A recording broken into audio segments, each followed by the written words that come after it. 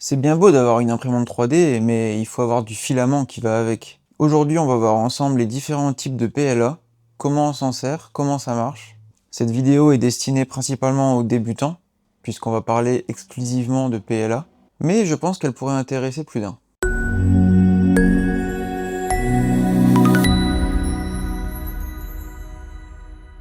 Salut à tous, c'est Emeric, j'espère que vous allez bien, moi ça va super. Aujourd'hui, vous avez compris, on va tester du PLA. Donc le PLA, c'est la matière la plus simple à imprimer en impression 3D par filament.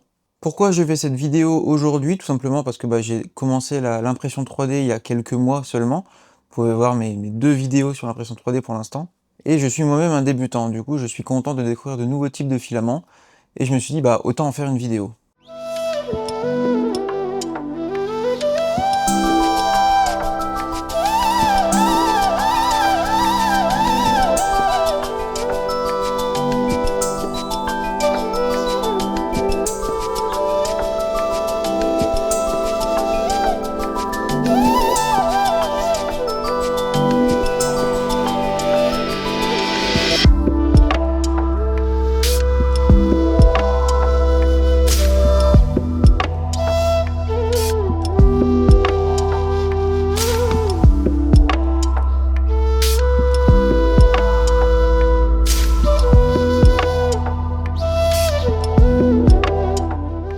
Aujourd'hui, on va tester du filament de chez Sunlu, Sunlu, je ne sais pas. C'est eux qui me l'ont envoyé, donc un grand merci à eux. Si vous ne connaissez pas Sunlu, c'est très simple, c'est un fabricant de filaments 3D. Ils ont une énorme variété de filaments sur leur site, donc je vous conseille d'aller y jeter un œil. Leurs prix sont vraiment top, en plus il y a souvent des promos. On viendra après sur les prix, mais en ce moment il y a moins 30% sur quasiment tout.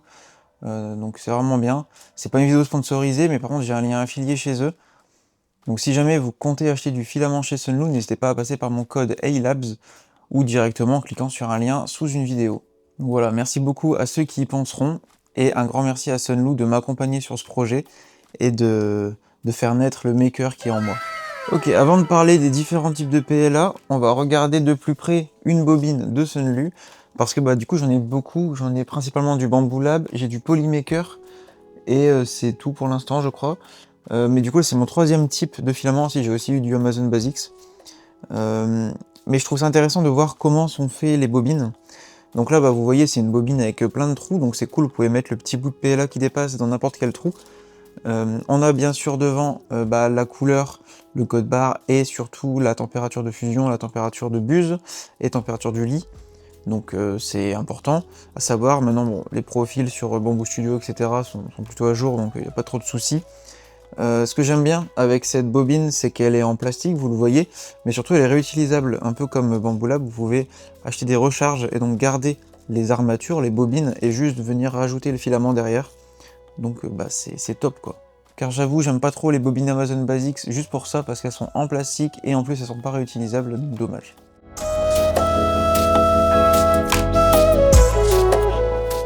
Ok, je vous propose de passer sur le plus basique des PLA, c'est-à-dire le PLA. Voilà, tout court, pas de fioriture, le PLA.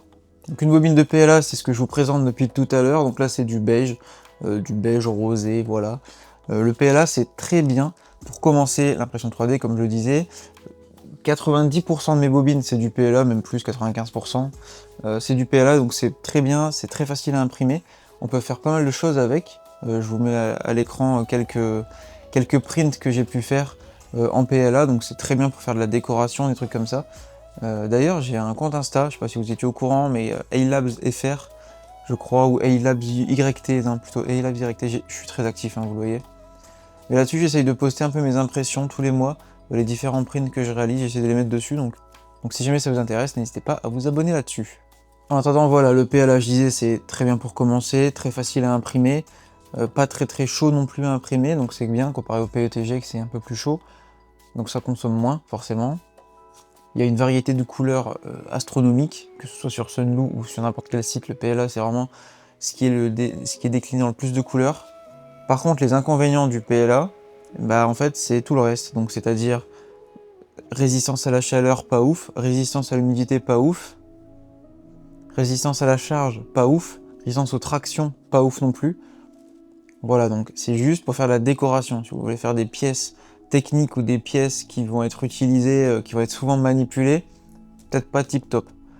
D'ailleurs, j'avais fait une vidéo du coup sur le mur SCA10 où je vous disais que les modules en général, je les ai faisais en PETG, justement pour éviter le problème de cassure et de rupture du PLA. Histoire de rigoler un petit peu, j'ai préparé comme ça des petits modèles de test. Alors c'est un truc que j'ai récupéré sur MakerWorld, qui est vraiment cool. En fait, ça permet de voir les défauts du filament, les défauts d'impression surtout. Mais nous, on va le tester pour le filament, pour tester la rigidité des différents types de PLA. Il y a plein de choses à voir sur ce modèle. Moi, je suis un peu un débutant, comme je vous le disais. Donc ce qui va m'intéresser le plus, c'est ici les petits picots. De voir un peu, bon, je crois que ça s'appelle le Stirling, mais je suis pas sûr. En gros, c'est de voir comment le filament réagit. Alors, il y a mes doigts qui font le focus. De voir comment, voilà, le filament s'imprime, s'il y a des petites coulées qui se font entre chaque. Ce qui est intéressant de voir, c'est ici sur le cube, c'est la finition. Donc le Z, le Y sur les côtés aussi, c'est pas mal. Donc là, franchement, sur ce PLA, c'est vraiment propre. Il n'y a pas trop de défauts. Ce que j'aime bien aussi, c'est ici les petits ponts. Donc là, vous voyez, il y a 4 ponts, ouais. Donc si on regarde à l'intérieur, il n'y a rien. En fait, c'est vraiment, il a fait une coulée de ce point-là à ce point-là.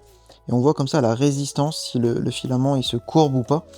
Donc évidemment, si je commence à mettre les doigts, ici c'est plutôt résistant, mais plus on avance, moins c'est résistant. Donc au milieu, c'est complètement, on voit pas très bien, mais voilà, je peux appuyer, ça va casser.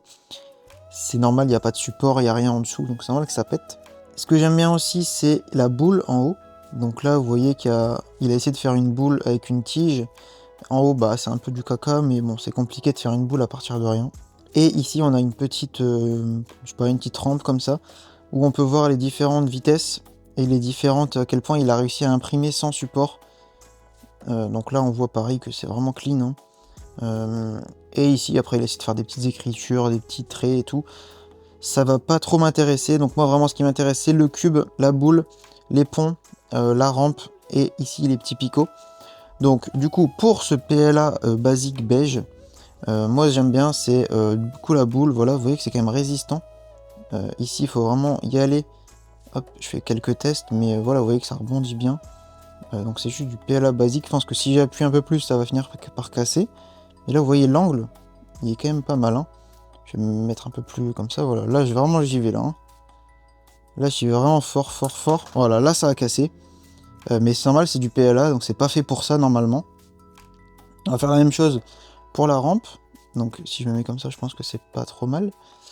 Non, peut-être comme ça plutôt. Hop. Donc la rampe, voilà, c'est bien résistant. Par contre, ça bouge beaucoup. Donc là, j'appuie vraiment fort. Vous voyez que ça bouge pas mal. Si je continue, ça va finir par péter. Non, voilà. Donc là, j'ai réussi à aller jusqu'au bout, à toucher. Ça n'a pas pété. Mais vous voyez que le filament, voilà, il est quand même assez souple. On peut le bouger, il n'est pas très rigide, quoi. On peut vraiment faire un peu n'importe quoi avec. C'est le problème, on va dire, du PLA, entre guillemets, c'est que plus il est fin, plus on en fait ce qu'on veut. Et si on veut, nous, des pièces qui ne bougent pas, c'est peut-être pas le PLA qu'il faut choisir. Ici, les ponts, voilà, c'est bien solide, sauf bien sûr les derniers, mais ça, on ne pourra pas y faire grand-chose. Et le cube, on l'a dit tout à l'heure, plutôt clean, plutôt smooth. Il y a forcément des petits traits. Mais voilà, ça reste solide. Bon, après, je vous avoue que c'est l'imprimante Bambu Lab A1 qui gère tout ça derrière. Et c'est du très très lourd, donc forcément, c'est beau. Enfin voilà, si j'avais testé qu'une imprimante un peu plus vieille ou quoi, que je n'ai pas bien sûr, mais voilà, le rendu est propre grâce au filament, mais surtout grâce à l'imprimante, je pense. Mais voilà. En tout cas, voilà, moi le PLA, j'adore, j'utilise pour quasiment tout ce que je fais. C'est très pratique, mais on va voir qu'il y a peut-être mieux en fait.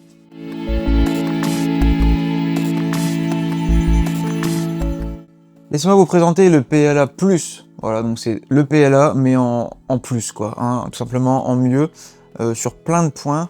Mais principalement, c'est sa robustesse. Et il est noté 2 à 3 fois plus résistant que le PLA.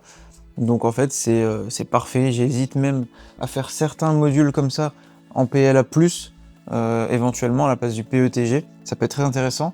Vous verrez ensuite le test de torture que j'ai préparé pour ce PLA+, mais il est vraiment intéressant, vraiment plus résistant que le PLA, au même prix que le PLA normal. Mais voilà, il est vraiment plus résistant, c'est vraiment le concurrent au PETG, je pense.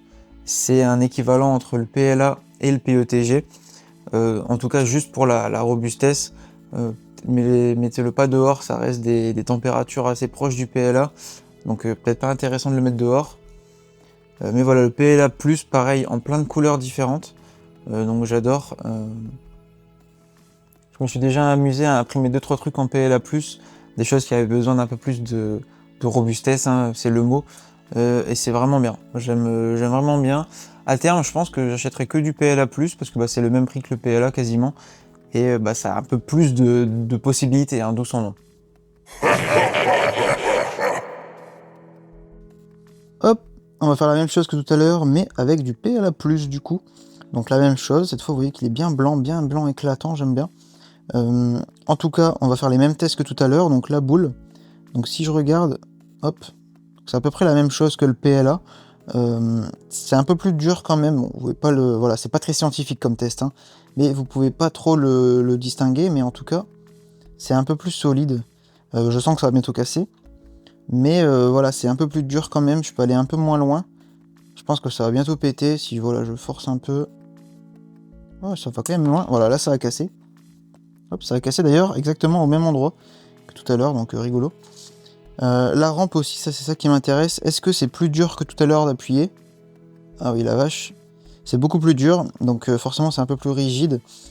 Voilà, on peut appuyer fort. Voilà, là j'appuie vraiment fort, je touche pas encore. Ah, voilà, je fais vraiment toutes mes forces, et là j'arrive à aller au bout. Bon, je force un peu, vraiment, voilà. Là, maintenant, il est un peu déplié, donc je peux vraiment appuyer fort. Mais comparé à lui, là, lui, j'appuie sans trop forcer, et là, un peu plus dur. Donc voilà, intéressant. Le cube, bon, voilà, il est plutôt propre. Les petits picots, il y a beaucoup plus de petits traits, là. Des petites bavures. Et les ponts, c'est la même chose. Je pense que les ponts, c'est pas très concluant comme test. En tout cas, voilà, la rampe, là, elle est un peu plus souple maintenant. Mais quand je mets les deux à côté, voilà, lui j'ai quand même l'impression qu'il y a une différence plutôt légère, mine de rien quand même. Mais elle est là, bon après c'est pas très scientifique comme test, comme je le disais. Il faudrait tester sur des vrais tests de charge, mais en tout cas voilà, moi j'ai que ça sous la main. C'est déjà pas mal je trouve. Et histoire de rigoler un petit peu, j'ai fait la même chose en PETG, juste pour comparer les deux. Donc on a la boule, vous voyez la boule, enfin globalement l'impression, elle est dégueulasse. Je sais pas si on voit très bien. Bon, dégueulasse, je suis un peu violent, mais il y a beaucoup plus de petits traits sur les picots. Ici, la tige, elle a vraiment bien bavé. Voilà, c'est pas ouf. Le PETG, c'est plus dur à imprimer que le PLA, ça reste plutôt simple, ça reste vraiment un résultat correct pour du PETG, je pense. Mais voilà, on voit là la différence entre le PLA qui s'imprime vraiment sans bavure. Bon, j'ai tout cassé, mais concrètement, voilà, là, il y en avait beaucoup moins. Il y en a un petit peu, mais quand même beaucoup moins. Ici, sur le PLA+, voilà, pareil, il y a quelques petits fils, mais là, c'est vraiment des toiles d'araignée, quoi. Pareil, la boule, là, je sais pas trop ce qu'il a fait à la fin, il a un peu galéré à l'imprimer. Quand on regarde la différence avec du PLA+, voilà, c'est quand même beaucoup plus propre, le PLA+, ou le PLA normal. Enfin bref, on va faire les mêmes tests. Donc, la petite boule, hop, si j'appuie, bon, là, voilà, ça s'est cassé direct. Donc là, je pense que c'est pas vraiment la rigidité, mais c'est plus le fait que ce soit une tige un peu fine et que l'impression était plus compliquée. Ça s'est cassé en fait, juste ça s'est juste cassé comme ça. Donc voilà, test pas ouf. Par contre la rampe, on aura peut-être plus de résultats. Donc si j'appuie, ok, bon ça reste souple, mais bon, ça reste un peu souple, un peu comme le PLA. Ok, bon, je pense que le test de la rampe est globalement pas très concluant. Si je mets les trois à côté,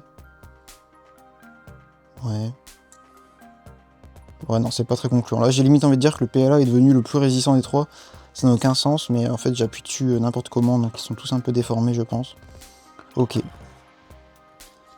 Bon, bref, voilà. Pour conclure sur le test de la torture, bon, c'est assez gentillé quand même, je pense. Le PETG, c'est quand même plus proche du PLA+. Enfin, voilà, c'est vraiment l'ordre, c'est ça, c'est PLA, PLA+, PETG. En termes de résistance, et le PETG, du coup, le plus dur à imprimer, on l'a vu là. Il y a vraiment un peu plus de bêtises. Mais voilà, concrètement, ça reste très propre. Je vous mettrai le lien de ce modèle pour torturer vos filaments et vos imprimantes, bien sûr en description.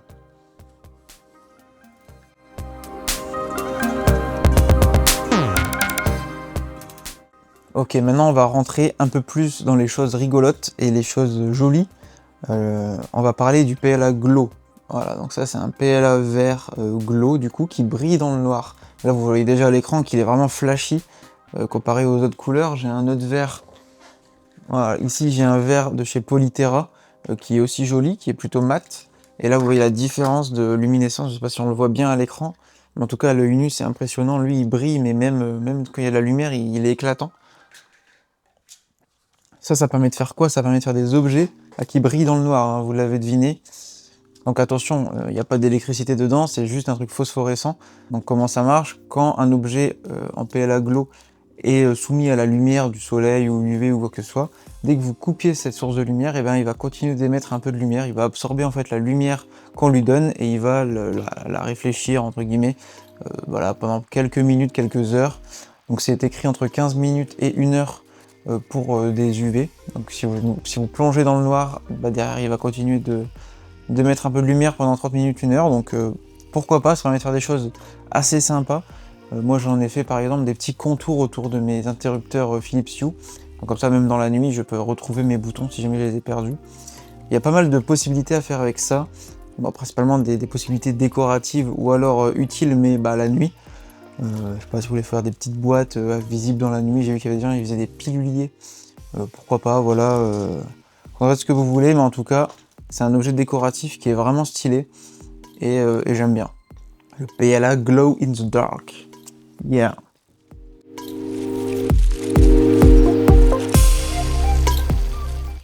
Et enfin, mon PLA préféré. Préféré dans le sens décoratif, parce que sinon dans le sens utilitaire ça restera le PLA+, mais c'est le PLA Wood. Je trouve ça incroyablement beau et satisfaisant et je suis impressionné. Voilà, j'ai dit tous les mots. En gros, le PLA Wood, c'est un PLA classique, donc on garde toutes les particularités du PLA. Il est un tout petit peu plus cher que le PLA. Il est disponible en quelques couleurs marron. Il y a plein de types de marron, donc des types de bois. Mais ce qui est ouf avec ce PLA Wood, c'est que dedans il y a 15% de poussière de bois. Et en fait au toucher, alors allez je vais pas vous dire toucher parce que vous pouvez pas toucher, mais au toucher c'est vraiment game changer, c'est vraiment un aspect bois comparé au PLA Glow qui c'est juste du plastique. Là c'est vraiment, ça accroche au doigt, c'est du PLA Wood quoi, donc c'est vraiment bien et ça donne vraiment un aspect bois vraiment clean. Donc j'ai fait 2-3 trucs avec, donc pareil je vous les mets à l'écran.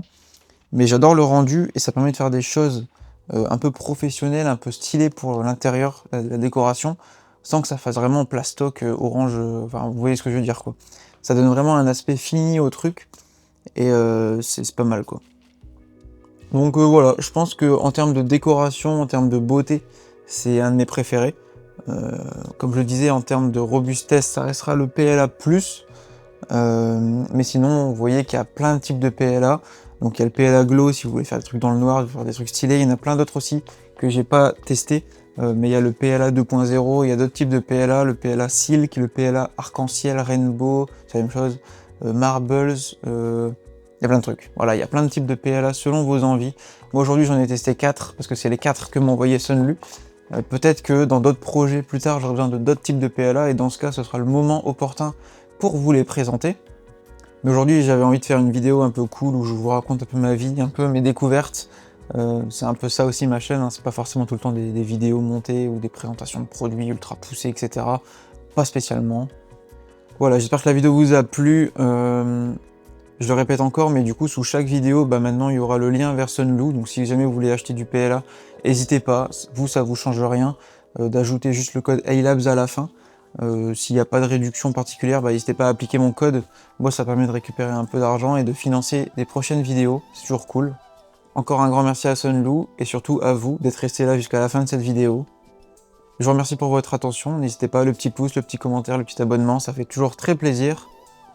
Si vous voulez d'autres vidéos impression 3D, n'hésitez pas à le dire en commentaire, à mettre des pouces, etc. Ça me permet de savoir que l'impression 3D c'est un domaine qui vous intéresse. Et allez, cette conclusion est beaucoup trop longue, j'arrête là tout de suite. C'était Aymeric, merci beaucoup. Salut!